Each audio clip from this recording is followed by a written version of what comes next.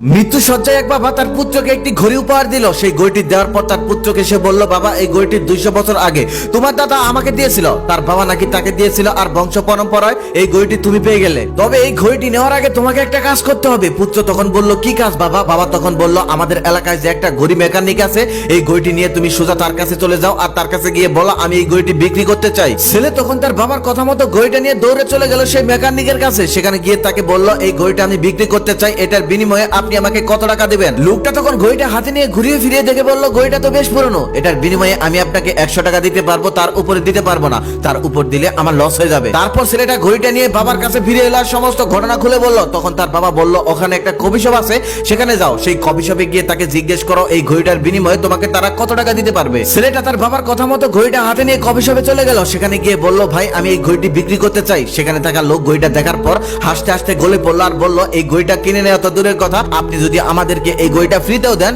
তারপরেও আমরা নিব না। ছেলেটা তখন মন খারাপ করে সেখান থেকে চলে আসতে লাগলো আর ভাবতে লাগলো, বাবা কি এমন ঘড়ি দিল যেটা নিয়ে বারবার এক এক জায়গায় গিয়ে আমার অপমানিত হতে হচ্ছে। তারপর ছেলেটা মন খারাপ করে সমস্ত ঘটনা গিয়ে বাবার কাছে খুলে বলল। বাবা তখন মুচকি হাসি দিয়ে বলল, মন খারাপ করো না, এবার তুমি ঘড়িটা নিয়ে চলে যাও একটি জাদুঘরে। এবার ছেলেটা যেতে ইচ্ছে করলো না, কিন্তু নিজের অনিচ্ছা সত্ত্বেও বাবার কথা মতো তাকে সেখানে যেতে হলো। সেখানে গিয়ে ছেলেটা জাদুঘরের এক কর্মকর্তার কাছে তার ঘড়িটা বিক্রি করতে চাইলেন। তারপর সেই লোকটা ঘড়িটা যতই পরীক্ষা করছিল ততই অবাক হচ্ছিল। পরীক্ষা নিরীক্ষা শেষ করে এক পর্যায়ে তিনি বললেন, এই ঘড়িটার বিনিময়ে আমি আপনাকে 25 লক্ষ টাকা দিতে পারবো। ছেলেটা তখন ওই পুরনো ঘড়ির দাম 25 লক্ষ টাকা শুনে অবাক হয়ে গেল। তারপর দৌড়ে গিয়ে তার বাবার কাছে সমস্ত ঘটনা খুলে বলল। তার বাবা তখন হাসতে হাসতে বলল, এতক্ষণ আমি এটাই তোমাকে বোঝাতে চাইছিলাম, আজকের এই ঘটনাটা সারা জীবন মনে রেখো। জীবনে চলার পথে হয়তো অনেকের কাছে যেতে হবে, তবে সেখানে কিছু মানুষ থাকবে তোমাকে মূল্য দেবে না, কিছু মানুষ আছে তোমাকে নিয়ে হাসাহাসি করবে, মজা করবে, তামাশা করবে। ওইসব মানুষগুলো থেকে সবসময় দূরে থাকবে, তারা কখনোই তোমার মূল্য দিতে জানবে না। কেউ তোমাকে মূল্যহীন ভাবলো মানেই তুমি মূল্যহীন না, এমনও তো হতে পারে তোমাকে চেনার ক্ষমতাটাই তার নেই।